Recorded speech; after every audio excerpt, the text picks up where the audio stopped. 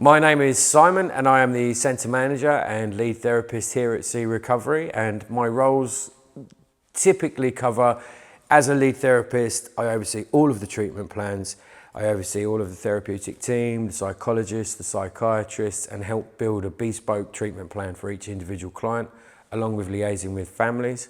I kind of fell into therapy about 15 years ago by attending a course, and it really lit a fire underneath me.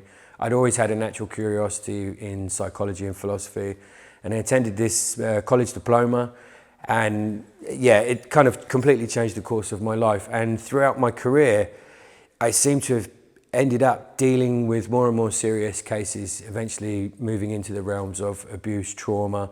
I worked with various institutions in the UK, including the justice system, children and young people's services, and found my kind of academic curiosity went that way, and it was just seemed a natural progression within my career. So the way I've been trained and the way I continued my training and my continued development is that I'm multimodal, or multimodal as they call it, and so I'm considered an integrative psychotherapist.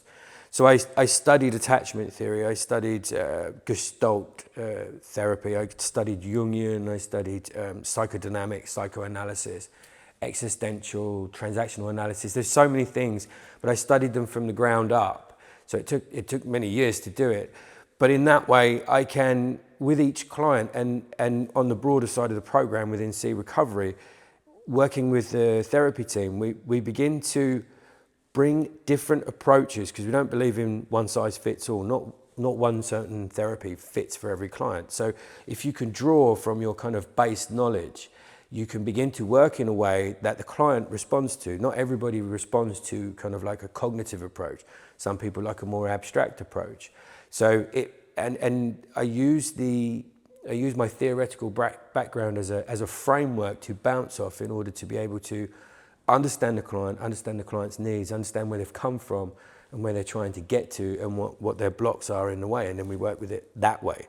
So it's like adding lots of ingredients and making a blend in the end. So the therapy is very bespoke. I don't fit the client to the therapy, I fit the therapy to the client.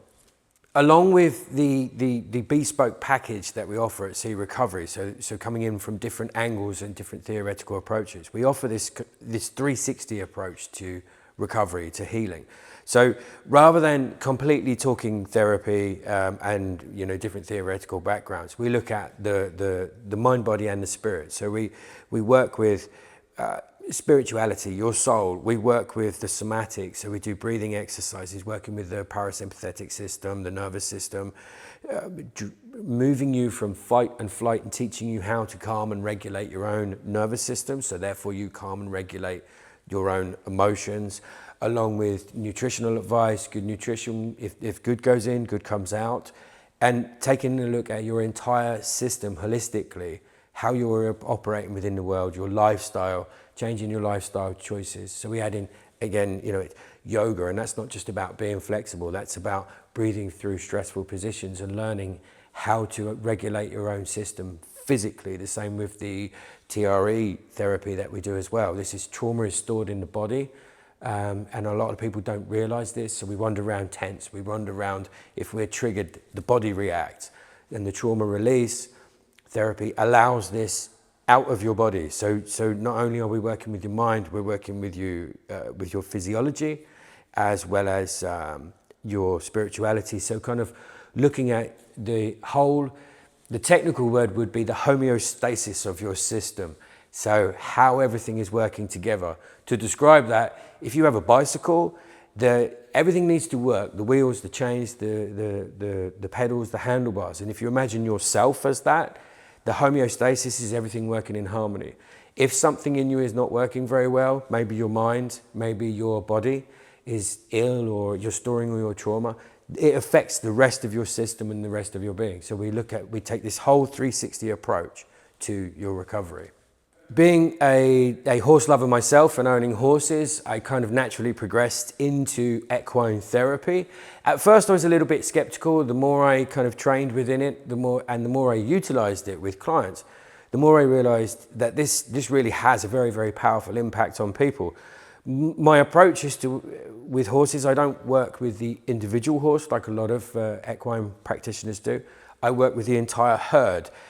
But the horse will, first of all, will mirror your emotions. So if you are stressed, if you are anxious, the horse will pick up on that and will become tense, because horses as a herd will follow a leader, not because the leader is dominant or aggressive, but the leader is the horse or the human who has inner confidence, knows where the food is, knows where the water is, knows how to regulate their own system. So there's this trust that builds up.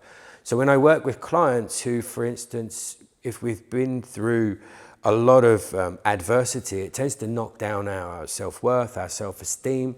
So to build this back up is teaching people to set intentions. You have to have an intention in your head and align it with your very being. And you can do this with a horse because it will reflect back where there's a misalignment straight away. And so eventually you'll be able to guide the horse will begin to follow you, so will the herd, and you can begin to move them and manipulate their movements and command your space, help them command their space.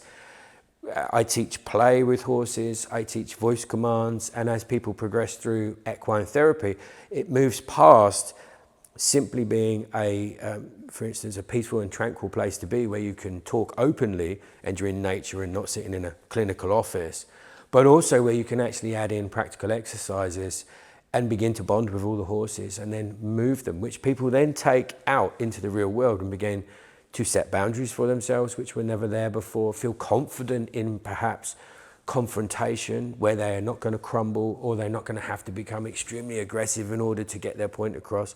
All of these skills can be learned within equine therapy, which is why I began to add it into my work. My advice to anybody who's considering entering into therapy or entering into some kind of rehabilitative program or period of recovery, but they're feeling uncertain, sometimes life leads us to a point where how we were interacting with the world no longer works in our benefit. Often coping mechanisms, defense mechanisms we employ, they helped us then and there, and then they become detrimental to our health. And sometimes we can't see the wood for the trees. We have too many blind spots. We have too many filters we've placed over the world, so we almost distort reality. And if you're noticing that you're beginning to feel sick and tired of how you are, sick and tired of the world, and you don't know where to turn, I would absolutely recommend therapy, because it's someone else who's walking the journey with you, walking through your life with you. And rather than telling you what's what and who's who, they're asking questions, they're exploring it, because the answers are all within you. There's often, we have this inner wisdom, which we then begin to mistrust, we don't tap into. And working with therapy or a therapeutic program like we have here with a team of therapists, you begin to build your self-esteem, build your self-worth, make decisions for yourself, and there's someone there supporting you all of the way. You don't have to do this by ourselves. Often we feel we do, but there's no shame in reaching out for help and support. Again, it's guidance, it's seeing where your blind spots are and someone being there on that journey and making maybe some difficult challenges towards you as well. You know, so maybe you see the world in a certain way, or you have inner contradictions and turmoil, and they'll be able to help you weigh them up and see them. And in that way, you then work towards leading a better life for yourself and the life that you want. And I was always kind of taught as a therapist that when clients come to us, they give you all of their power. And at the end of it, you want them to take that power back and be empowered for yourself. So if you're feeling depowered, then go to therapy, reach out to become empowered to take your life on to where you actually want it to go.